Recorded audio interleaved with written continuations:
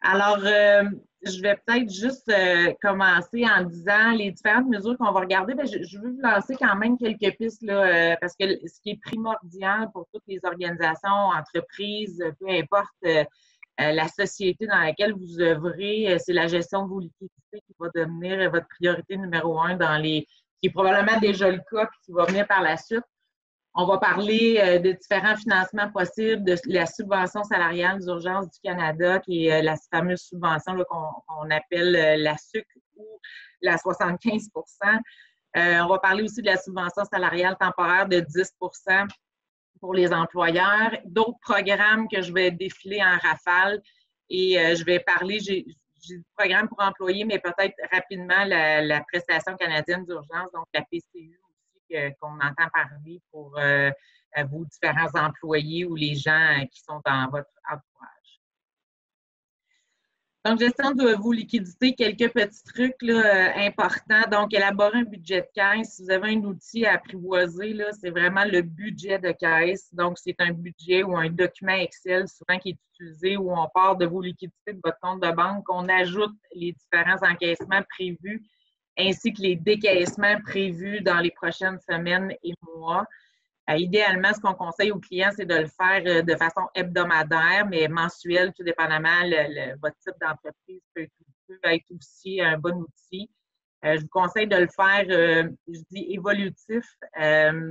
Ma phrase est mal écrite, là. Donc, élaborer un budget de caisse évolutif, c'est-à-dire que vous allez adapter et suivre et modeler au fur et à mesure des nouvelles mesures ou des nouvelles informations que vous allez recevoir. Et de le faire aussi plutôt pessimiste. D'habitude, quand on fait des projections financières, on essaie de les faire les plus réalistes possibles, mais moi, je vous conseille de le faire le plus pessimiste pour être vraiment en gestion de crise et de l'adapter dans le temps.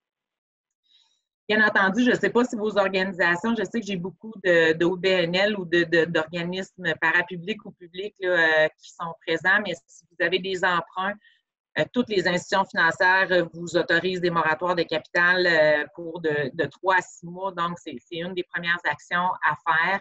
Et il y a même certaines institutions dans certaines situations qui autorisent les moratoires de capital et d'intérêt. Donc, qui peut faire en sorte de protéger vos liquidités. Prendre des ententes avec vos clients pour vos comptes clients. En fait, ce qui s'en vient, vous avez une liste peut-être de comptes à recevoir actuellement. Important de faire le tour, de se questionner qu'est-ce qui va y arriver, prendre des contacts et plutôt que de ne rien recevoir, essayer de négocier des ententes ou des étalements dans le temps. Puis, idem avec vos fournisseurs. Identifier vos revenus récurrents et valider la continuité. Je sais que dans certaines de vos situations, vous avez probablement accès à des ententes, des partenariats, des subventions peut-être pour vos différentes organisations. Donc, c'est important de venir bien comprendre qu'est-ce qui va arriver avec vos partenaires. Est-ce que vous allez recevoir vos sommes ou pas, comme vos activités risquent d'être très, très réduites là, dans les prochains mois. Qu'est-ce qui arrive avec ce partenariat-là ou ce commandite ou subvention? Bien identifier aussi les reports possibles au niveau gouvernemental. Il y a plusieurs reports qui ont été annoncés, dont entre autres les rapports de TPS, TVQ qui peuvent être reportés dans le temps ou les impôts à payer. Probablement que certains d'entre vous, ça ne vous touche pas, mais ce sont quand même des éléments à considérer dans votre gestion de liquidité. Donc, je vais vous parler de la subvention salariale d'urgence du Canada. En fait, de façon générale, tous les employeurs sont admissibles. Les particuliers, les sociétés imposables, les sociétés de personnes, peu importe leur taille, parce qu'il y a certains programmes que la taille a un impact, mais dans ce programme-là, les tailles n'ont pas d'impact. Les organismes sans but lucratif, les organismes de bienfaisance enregistrés sont admis, mais ce programme exclut les organismes publics.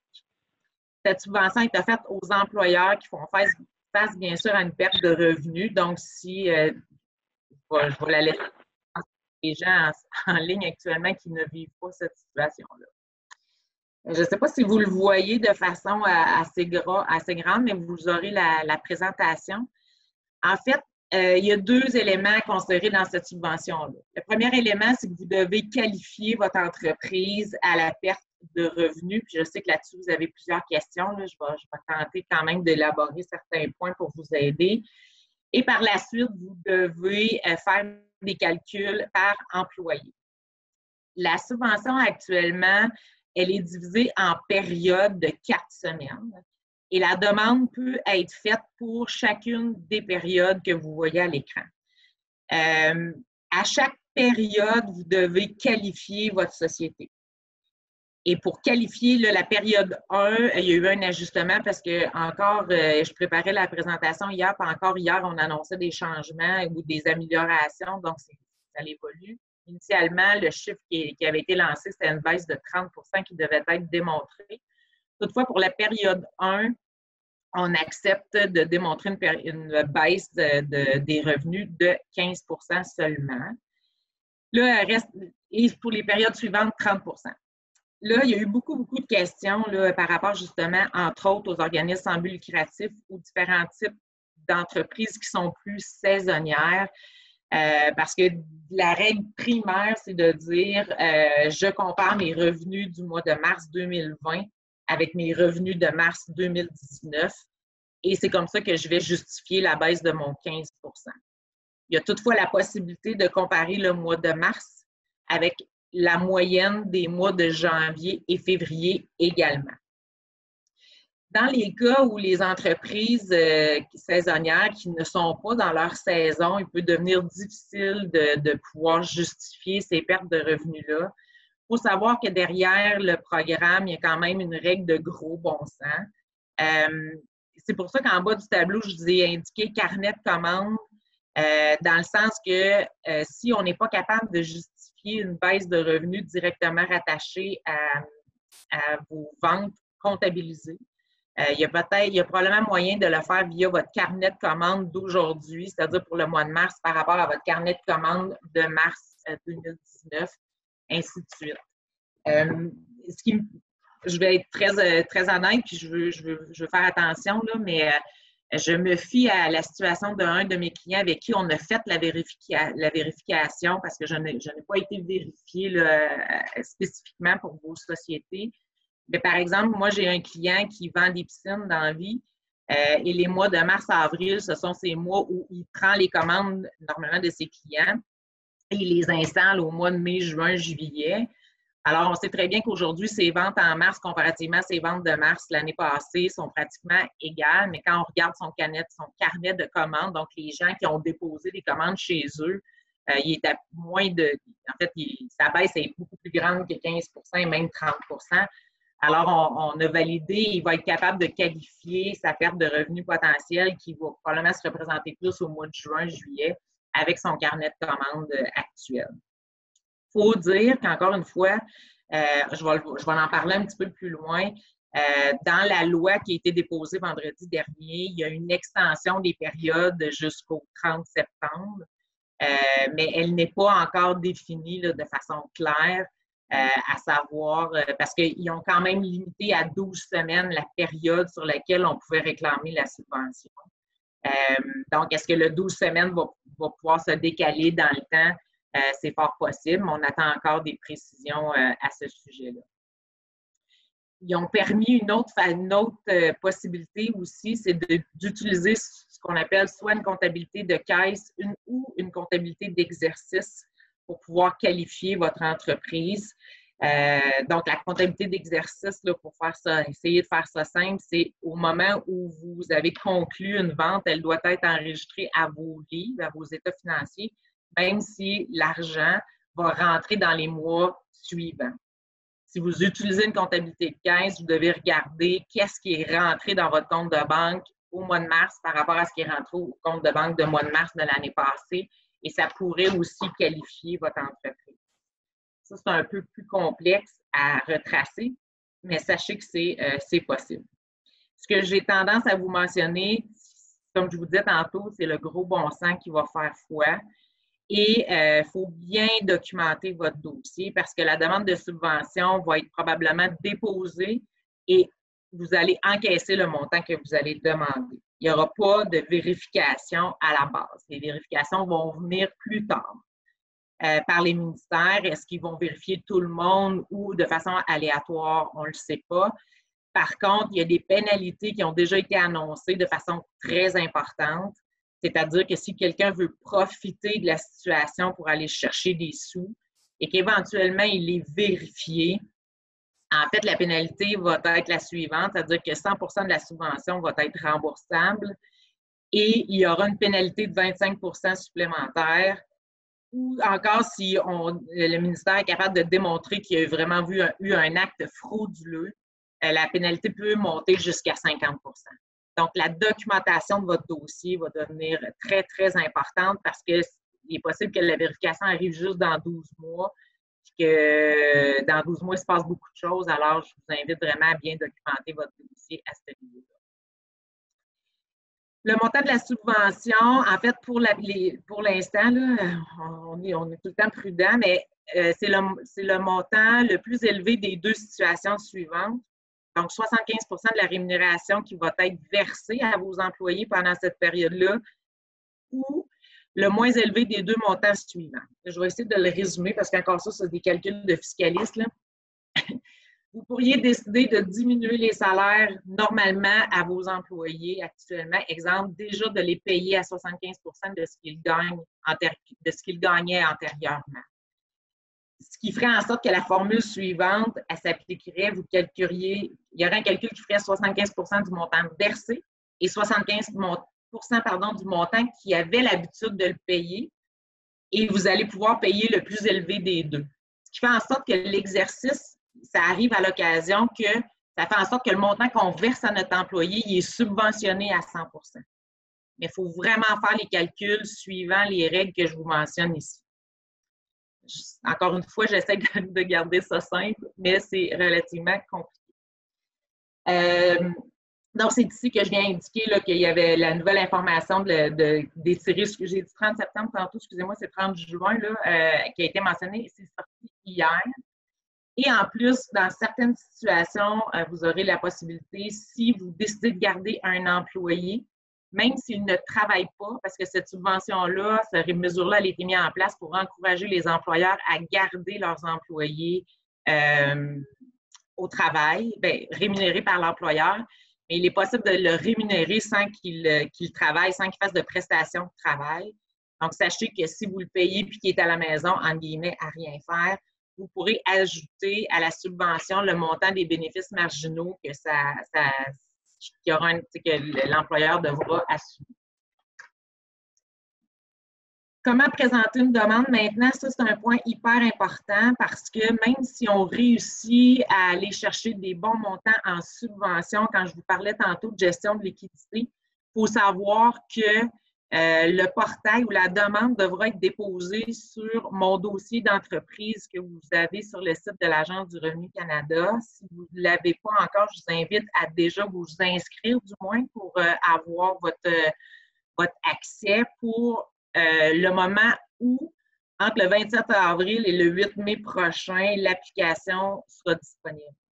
Le vendredi dernier, on nous a dit, le ministère a annoncé que, le gouvernement en fait, que le portail serait disponible dans 2 à 4 semaines. Donc, ce qui me fait mettre les dates, 27 avril et 8 mai. Donc, c'est là que les liquidités deviennent importantes parce que si vous maintenez les postes, actuellement, vos liquidités doivent vous permettre de payer ces salaires-là jusqu'au dépôt de la demande et à la réclamation, c'est-à-dire à l'encaissement qui pourrait aller à 1 semaine, peut-être 2 supplémentaires à cette date-là avant que vous encaissiez des sous. Je vais prendre les questions à la fin. Je vous parle maintenant de la subvention salariale temporaire de 10 pour les employeurs. En fait, c'est une des premières mesures qui a été annoncée par nos gouvernements. Donc, cette subvention-là équivaut à 10 de votre masse salariale brute jusqu'à un maximum de 1 375 $ par employé, maximum au total de 25 000 par employeur. Sachez que si vous demandez également la subvention de 75 vous aurez à venir diminuer votre subvention de 75 % de la subvention de 10 % que vous aurez demandé. Alors, ces deux programmes-là ne s'additionnent pas, mais ceux qui ne se qualifient pas pour la 75 % auront la possibilité quand même de demander ce 25 000 $ -là ou ce 10 % là dans les prochaines semaines si ce n'est pas déjà fait. Parce que la façon, je ne me souviens pas si c'est la étape suivante, non. La façon de demander cette subvention-là, je vous donne un exemple. La subvention débutait le 15 mars. Si vous avez versé des payes entre le 15 mars et le 31 mars, vos DAS, normalement, là, pour la majorité des entreprises, étaient dus le 15 avril. Vous pouviez retenir ce montant de 10 % là sur la remise que vous pouviez faire au gouvernement fédéral de vos déductions à la source. Donc, ça permettait de garder la liquidité immédiatement, au lieu d'attendre la subvention qui va arriver dans 4, 5, 6 semaines.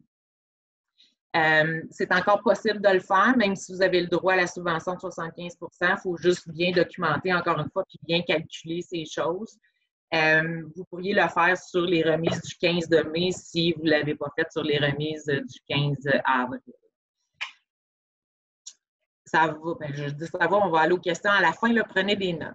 Au niveau des autres programmes, alors il y a le compte, là on rentre plus dans des programmes de financement, il y a quand même la subvention, mais il y a un compte d'urgence pour les entreprises canadiennes qui est un prêt de 40 000 $ que vous pouvez obtenir, en fait, qui est encore admissible à toutes les sociétés, mais il y a une règle. En fait, la règle, elle a changé aujourd'hui.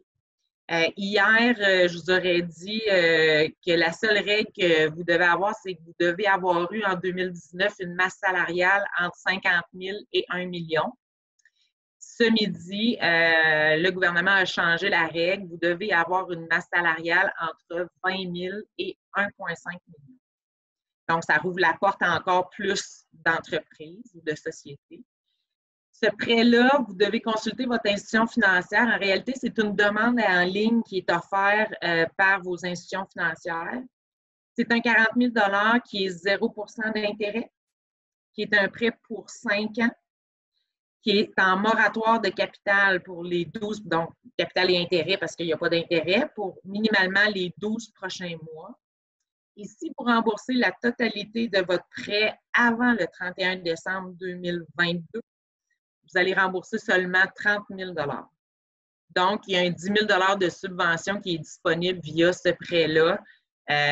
Et c'est drôle, j'ai des clients qui ont déposé des demandes la semaine dernière parce que les plateformes ont été disponibles, je pense que c'est jeudi ou vendredi dernier. Il y a quelqu'un qui m'a confirmé qu'il a reçu son 40 000 $ aujourd'hui. Donc, ça peut aller assez rapidement. Donc, ça, c'est un 40 000 $ là, sur lequel qui pourrait vous permettre peut-être de faire au moins des pas dans les prochains mois là, pour pouvoir aider vos liquidités. Le programme d'action concerté pour le maintien en emploi, qu'on appelle dans notre langage le PACME. En fait, ce sont des subventions à la formation qui est offerte dans vos différents centres locaux d'emploi. Donc, je vous invite à consulter votre centre local d'emploi. Les grandes lignes, en fait, ce n'est pas un nouveau programme, c'est un programme qui existait déjà, qui était offert par le centre local d'emploi, qui subventionne en fait la formation de vos employés. Alors, il y a plusieurs entreprises qui vont prendre la décision de profiter de ce temps d'arrêt-là pour pouvoir former leurs employés. Et sachez que vous pourriez avoir accès à des subventions pour pouvoir le faire. En fait, la différence entre le programme qui existait avant la crise et maintenant, c'est les taux de subvention qui, par exemple, les honoraires professionnels avant étaient subventionnés à 50 %. Maintenant, ça l'a augmenté à 85 %. Les salaires des employés pourraient aussi être subventionnés jusqu'à 100 % dans ce programme-là, alors qu'il y avait un taux différent avant. Très important de faire la demande à votre centre local d'emploi avant d'engager les frais, à moins que vous ayez déjà, depuis le 15 mars, engagé des frais pour former vos employés. Il y a quand même une ouverture de pouvoir entrer dans le programme. mais je vous invite à le faire le plus rapidement possible pour vous le faire autoriser.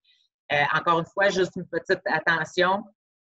Si vous allez chercher votre subvention de 75 %, sachez que même si dans le programme du PACME, il finance jusqu'à 100 % du salaire de l'employé jusqu'à un maximum de 25 $ l'heure. Si vous allez chercher la subvention de 75 %, vous avez le droit quand même juste à 25 % de votre masse salariale via le PACME. C'est là que je vous disais qu'il y a quand même des critères pour ne pas doubler les subventions sur la même dépense.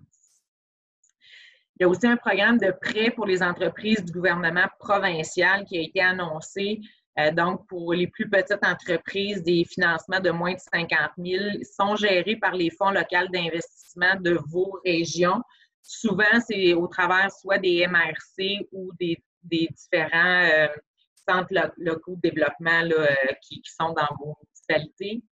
Et aussi un programme d'action concertée temporaire pour les entreprises de plus de 50 000. C'est via votre institution financière et il y a une garantie de prêt d'Investissement Québec qui est offerte aussi pour vous aider si vous avez des besoins supplémentaires aux différentes subventions et comptes d'urgence que je vous ai mentionnés. Ce qui m'amène à vous parler sommairement de la prestation canadienne d'urgence. Encore une fois, ça évolue. Il y a encore eu des nouvelles annonces hier, je crois. Je n'ai pas mis de détails parce que ça aussi, c'est un programme qui est relativement complexe. Sachez que les périodes, en fait, la prestation canadienne d'urgence, elle est là pour vos employés si vous les avez congédiés ou si vous les avez mis en arrêt de travail temporaire. Ça remplace l'assurance emploi, c'est pas un doublon. Donc, la prestation canadienne d'urgence, c'est un montant de 2 000 $ qui est versé aux employés sur les mêmes périodes que je vous ai parlé tout à l'heure, donc des périodes de 4 semaines. Il y a un critère pour l'employé, c'est qu'il ne doit pas avoir obtenu de revenus pendant 14 jours consécutifs pendant la période de 4 semaines. Donc, il doit renouveler sa demande de mois en mois. Donc, 2 semaines consécutives, il a le droit de demander la prestation canadienne d'urgence. La nouvelle d'hier, c'est que le gouvernement a annoncé que les personnes qui seront sur la PCU auront le droit de gagner jusqu'à un montant de 1 000 $ par période sans être pénalisées sur le montant de la PCU. Donc, sans avoir à penser à rembourser un montant de la PCU. Par contre, il nous manque un éclaircissement qui n'était pas encore annoncé qu'on attend. C'est est-ce que le 1 000 $ peut être gagné, entre autres, dans les 14 jours? Parce qu'on disait vraiment que pour se qualifier, la personne doit avoir 14 jours consécutifs sans travailler. Alors, s'il gagne, il travaille une journée, par exemple, pendant ces 14 jours-là, est-ce qu'il vient de perdre, même si c'est en bas de 1 000 $, est-ce qu'il vient de perdre sa qualification? Malheureusement, je n'ai pas la réponse encore. Parce que si on suit les règles telles qu'elles sont aujourd'hui, il faudrait que ce soit 2 semaines consécutives, mais il pourrait travailler dans ces 2 autres semaines. Mais s'il veut se requalifier pour le mois d'après, il faut qu'il soit encore à 14 jours sans travailler, puis travailler peut-être dans les 2 autres semaines pour gagner 1 000 $. Mais il faut savoir que la gestion de crise fait effectivement en sorte qu'il y a plein de mesures comme ça qui se précisent au fur et à mesure que les cas arrivent dans les circonstances. En gros, je sais que c'est beaucoup d'éléments, puis comme je vous disais, j'ai essayé de ne pas trop aller dans les détails, mais en même temps, j'ai comme pas le choix de passer au travers certaines lignes. Alors, ça fait le tour de ma présentation. Je ne sais pas si vous voulez aller à la période des questions. René, je vais peut-être te repasser la parole. Ton micro est fermé peut-être. OK, je peux peut-être lancer le bal. Moi, je trouve intéressant, on n'en avait pas parlé hier, le compte d'urgence pour les entreprises canadiennes. Si je comprends bien, si on applique, puis toute entreprise, quand on dit entreprise canadienne, est-ce que c'est autant pour les OSBL que les entreprises privées? Première partie de la question. Tout à fait. La seule critère, c'est d'avoir entre 20 000 et 1,5 million de masse salariale versée en 2019. De ce que j'ai su, c'est quand vous remplissez la demande en ligne sur le site de votre institution financière, je pense qu'on vous demande d'avoir en main votre sommaire T4 de l'année passée pour pouvoir confirmer le montant des salaires total qui a été versé en 2019. Parce que ça m'apparaît un 10 000 gagné facilement dans la mesure où on est capable de rembourser d'un seul coup. Si je me souviens bien des chiffres, c'est 40 000 qui nous est prêté. Il faut le rembourser. Mais en fait, il faut rembourser 30 000. Tout à fait. S'il est remboursé en totalité avant le 31 décembre 2022. Je pense que c'est un cadeau du gouvernement pour ceux qui sont en mesure de pouvoir le rembourser. Ça fait que je me dis, on aurait tous intérêt à piquer là-dessus. C'est sûr que les gens qui ont les liquidités nécessaires, effectivement, c'est un cadeau. La seule chose, je pense, que le gouvernement avait derrière la tête, c'est que comme on ne savait pas combien de temps durait la crise, on a voulu donner de l'accès à de la liquidité rapidement aux entreprises pour être capable, puis là, définir qui a droit, qui n'a pas droit. Ils ont mis une règle, puis de ce que j'en comprends, ils sont prêts à vivre avec maintenant. Je voulais dire, n'hésitez pas à utiliser le chat. Je vais essayer de prendre les questions, ceux qui vont lever la main, et puis on va regarder par le chat aussi. J'ai vu que Mirka, tu avais une question. J'ai pas une question, mais j'ai peut-être un ajout parce que moi, j'ai un chapeau d'entrepreneur aussi. Donc, j'ai déjà, moi, personnellement, fait beaucoup de ces demandes-là pour mon entreprise. Au niveau du PACM, vous avez mentionné que c'est un remboursement de 80 des honoraires de 150 mais c'est rendu à 100 J'ai encore fait une demande hier. Donc, au niveau de la formation, c'est vraiment 150 par les formateurs qui est remboursé à 100 et 25 confirmé par employé. J'ai parlé avec mon agente d'Emploi Québec. Donc, de mon côté, on en profite justement pour ouvrir les valves et faire toutes les formations possibles pour garder les employés. C'est vraiment 100 Et au niveau du 40 000, c'est des fonds BDC, EDC qui ont été ouverts par le gouvernement. C'est via l'institution financière qu'il faut faire. C'est hyper simple. Moi, personnellement, là, je vous invite tous à le faire. Un courriel de 3 lignes, puis tout était réglé. Là. Donc, oui, c'est un 10 000 gagné vraiment facilement si les gens sont en mesure de le rembourser. Petit bémol, moi, quand j'ai vu ça sortir, ma stratégie a été de me dire, bien, Colin, on devrait tous le prendre et le placer et attendre. On ne peut pas faire ça. Il y a une vérification qui est faite là, au niveau qu'on n'a pas le droit de placer ces sous-là. C'est assez sévère. Là. Donc, c'est juste un ajout, étant donné que je l'ai fait, puis c'est hyper simple à faire. Merci, je suis contente de l'entendre. Excellent commentaire. Il y a une question de Marie-Ève que je vais. Tu peux peut-être y aller verbalement, Marie-Ève. J'ai vu elle est sur le chat, puis par la suite, M. McKenzie a levé la main, je pense. En fait, je me demandais pour la prestation de la 75 quand on parle de revenus, parce que nous, évidemment, des revenus autonomes, on n'en génère pas beaucoup. Dans mon cas, moi, c'est seulement des revenus de navette que je vais faire pendant ma saison de croisière en septembre. Est-ce que ça inclut, en frais de revenus, les montants qu'un partenaire privé ou public nous verse comme budget de fonctionnement? Moi, j'ai 2 partenaires, la ville, le port, qui me donnent un budget de fonctionnement. C'est ça ma source de revenus, donc. En fait, vous avez 2 choix. Vous pouvez comparer vos 2 périodes incluant ces revenus-là ou comparer les 2 périodes en excluant ces revenus-là des 2 périodes. Fait que vous avez le choix. Fait que si vous les versez l'année passée puis vous les versez encore cette année, normalement, avec ça, vous n'êtes pas capable de justifier votre baisse de 30 Mais si vous les excluez des 2 périodes, là, vous allez considérer seulement vos revenus autonomes. Là, peut-être que là, vous allez être capable de le justifier. Et c'est là, dans le fond, la notion de bien documenter. Je vais le répéter souvent, là, mais tout va reposer là-dessus pour éviter justement d'avoir des contradictions si jamais vous êtes vérifié. Parfait, merci. Mais pour participer sur ce que tu dis, on peut également considérer seulement le carnet de commandes. En fait, dans la loi, là, il n'y a rien qui est indiqué sur le carnet de commandes. On parle vraiment de revenus. Fait que, c'est pour ça, tantôt, je disais, faites attention. Là. Moi, je l'ai validé pour mon client qui vend des piscines. Je suis allée plus loin, puis, on m'a dit verbalement, je ne l'ai pas décrit, mais on m'a dit verbalement, si vous êtes capable de comparer vos 2 carnets de commandes, qui va faire en sorte que, moi, dans des piscines, s'ils n'en vendent pas aujourd'hui, il y a faible chance qu'ils en vendent en juin. Là.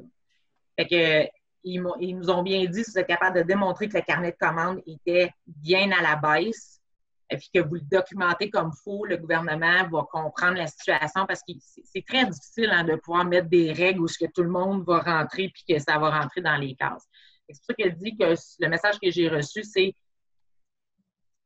ayez du gros bon sens là-dedans, mais ayez quand même de la documentation à l'appui. Si, par exemple, je dis les carnets de commandes, mais que vous n'avez pas de preuve de votre carnet de commandes de l'année passée, vous n'êtes pas capable de rien démontrer. Là, c'est votre parole. Il faut être capable de bien documenter puis de bien être capable de démontrer que vous allez, la COVID, la crise va engendrer une baisse de revenus. OK. Merci.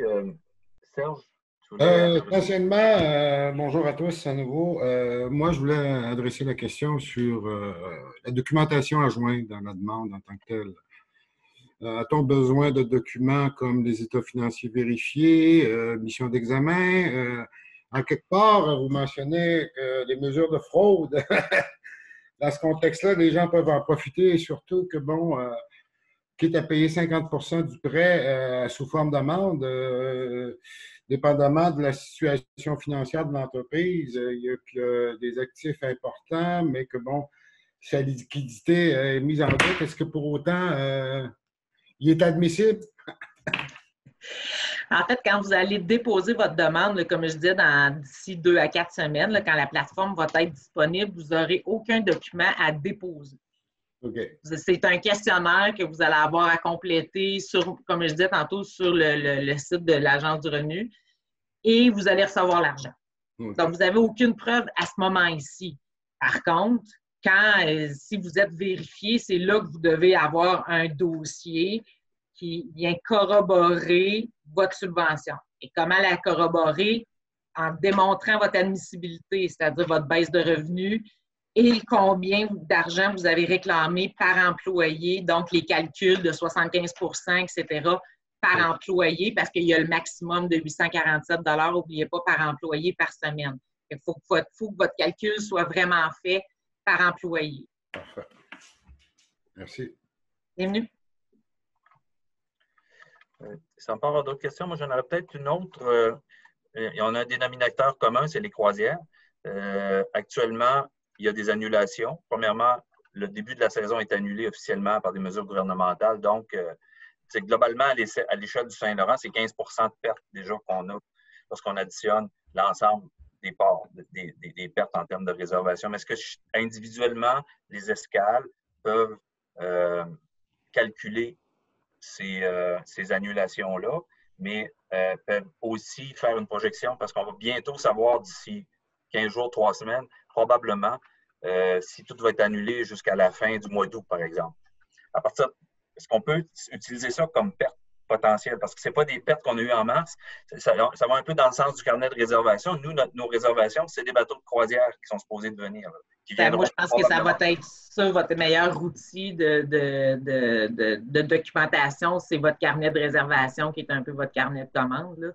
Mais n'oubliez pas que la demande, elle se fait pour chaque période. Donc, si, exemple, la première période, c'était une baisse de 15 %, vous avez encore du temps là, pour attendre de faire le dépôt de la période 2 pour voir vos réservations, ils ont de l'air de quoi. Et je le répète, là, il faut que vous ayez un carnet de réservation que vous êtes capable de démontrer entre les dates de la période numéro 2 par rapport à votre carnet de réservation des mêmes dates de l'année dernière pour être capable de justifier votre baisse de revenus. Parce que le problème auquel on fait face, c'est que le gros de notre saison dans le Saint-Laurent, c'est septembre-octobre pour la plupart. Les subventions sont disponibles maintenant, sauf peut-être pour ce qu'on parlait tantôt, le pour les entreprises. Là. On ne saura pas avant le mois d'août, peut-être.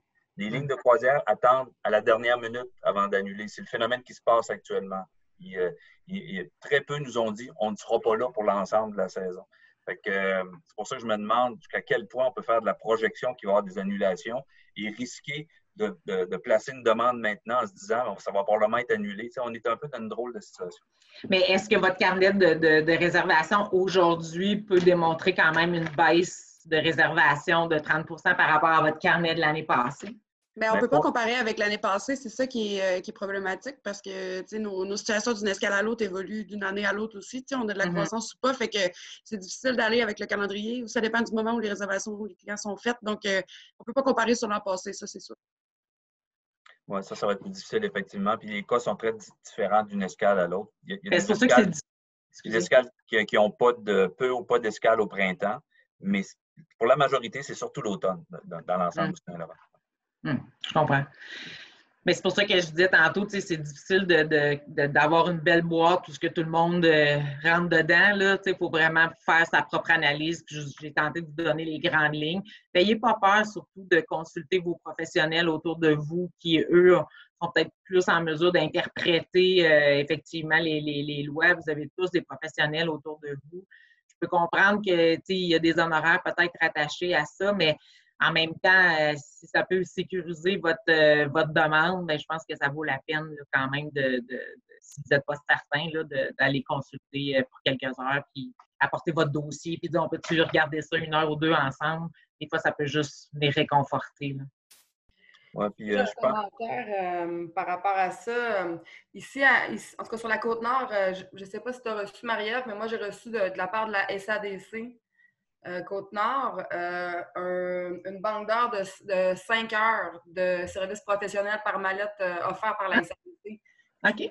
Dès que dans vos SADC également, il y a ça. Je pense qu'il faut aller voir un fiscaliste puis un comptable, c'est assez important dans ce moment-ci. Donc, un petit 5 heures gratuit, c'est le fun à prendre. Ah, mais c'est le fun. Puis, c'est là où on dit, on nous l'écoute. Notre objectif à nous, c'est vraiment d'essayer d'utiliser notre expertise en même temps, mais on est en entreprise aussi. Fait que, ça devient un peu, mais c'est pour ça que je pense que c'est bien d'avoir des banques d'heures parce que même nous, des fois, on les interprète puis on essaie de les suivre puis on a de la difficulté. Fait que je peux comprendre que pour les entrepreneurs actuellement ou les gestionnaires comme vous, c'est pas facile à suivre.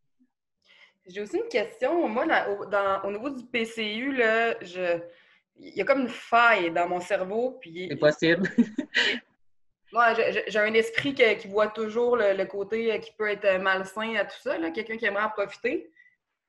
De la façon que c'est écrit présentement, ça veut dire que moi, je pourrais dire, je pense à voix haute, là, je pourrais dire, moi, pendant 14 jours, j'ai un employé qui a fait 80 heures, mais pendant les autres 14 jours, n'a pas travaillé, donc aurait le droit au PCU puis à la totalité de la... Non, il n'a pas le droit de gagner plus que 1 000 $ dans sa période. Là. C'est pour avoir droit encore à sa période de 4 semaines. Okay, il n'a pas le droit de gagner plus que 1 000 $. Donc, sa PCU de 2 000 $, c'est pour 4 semaines. Alors, il ne peut pas gagner plus que 1 000 $ pendant ces 4 semaines-là pour garder sa PCU puis ne pas avoir à la rembourser. Ce qu'on ne sait pas, c'est est-ce que le 1 000 $, il peut se gagner sur les 4 semaines ou il doit se gagner juste les 2 dernières semaines? C'est bon. Mais c'est sorti hier parce qu'on n'avait même pas cette précision-là encore on parlait toujours du 14 jours, mais on ne disait pas les 2 autres 14 jours. En fait, les 14 jours qui restaient, qu'est-ce qui pouvait arriver? On n'en parlait pas. Ils sont venus statuer qu'il avait le droit de gagner jusqu'à 1 000 $, mais il nous manque un petit bout encore. OK.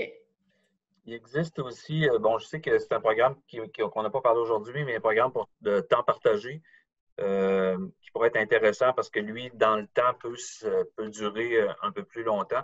Je sais que Jonathan, du côté du bureau de Rimouski, vous avez regardé ce programme-là. Je ne sais pas si tu es encore avec nous, Jonathan, je vois ton nom, mais je ne te vois pas.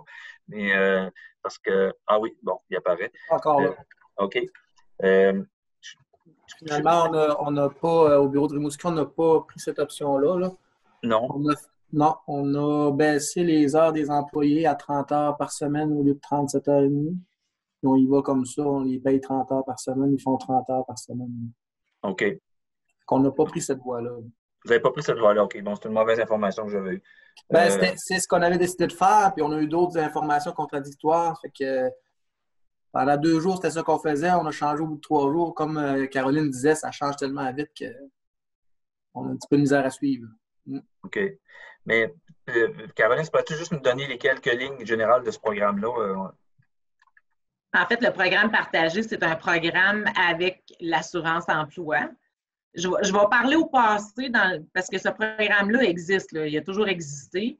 C'est un programme où il doit y avoir une entente entre l'employeur et l'assurance emploi qui permet en fait de partager le salaire de l'employé entre le chômage et l'employeur. Donc, on va voir ça souvent dans des situations un peu exceptionnelles. Je donne un exemple.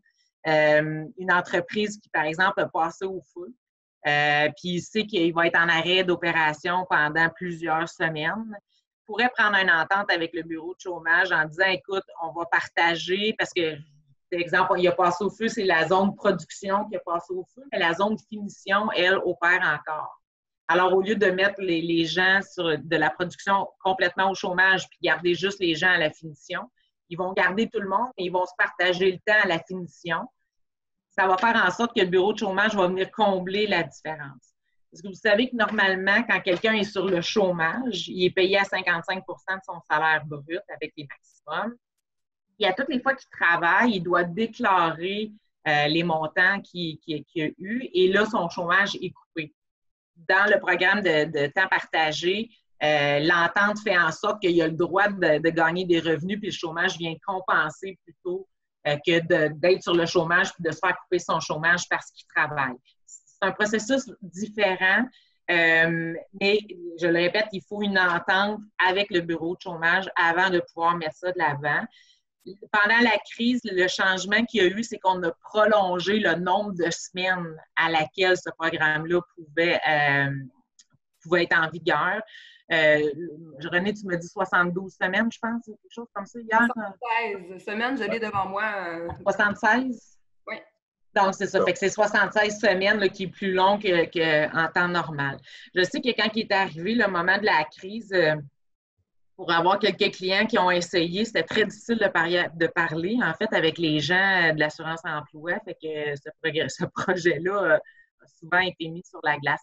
Moi, j'en connais pas qui l'ont mis en place jusqu'à maintenant, mais ça demeure quand même une avenue qui doit être peut-être réfléchie ou analysée tout dépendamment de vos situations. Ouais, l'intérêt, c'est justement que ça a été allongé à 76 semaines parce qu'il y a une période limite qu'on peut être sur le chômage.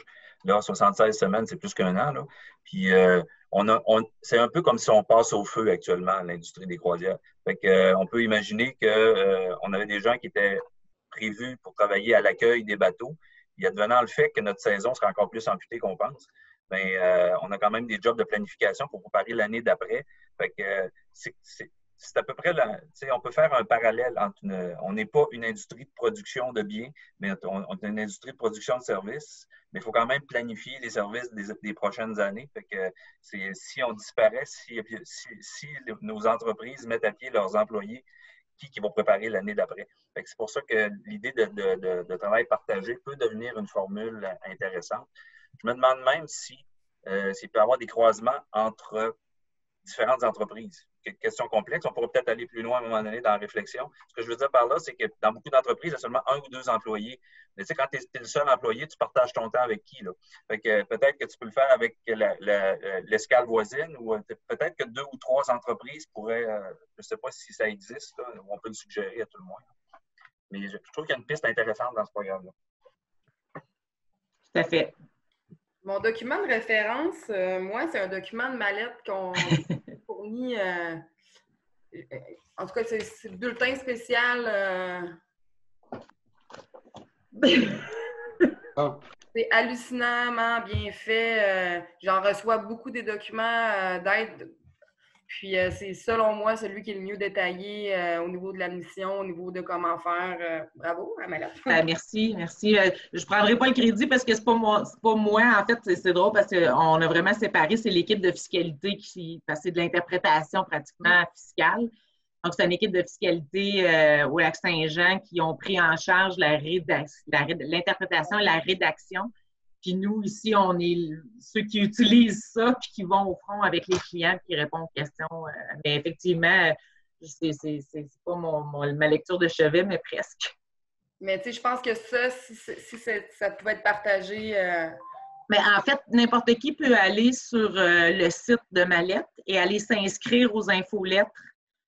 Puis vous allez les recevoir dans le groupe des infolettres, là, parce que là, ça a pris le nom de bulletin spécial, là, mais c'est comme nos infolettres. Fait que peu importe que vous êtes client Mallette ou pas. Là. J'appuie, je la reçois aussi, puis c'est extrêmement pertinent. Vraiment. Puis il y a une mesure qui n'a pas été abordée, qui se fait aussi vraiment facilement en ligne. Pour les gens qui ont reçu, pas qui ont reçu, mais qui ont eu à avoir une quarantaine de 14 jours, je pense à toi, Marie-Ève, qui revenait de l'étranger, qui est le montant provincial de 573 je ne me rappelle pas comment il s'appelle. C'est-tu le PAT? Attendez.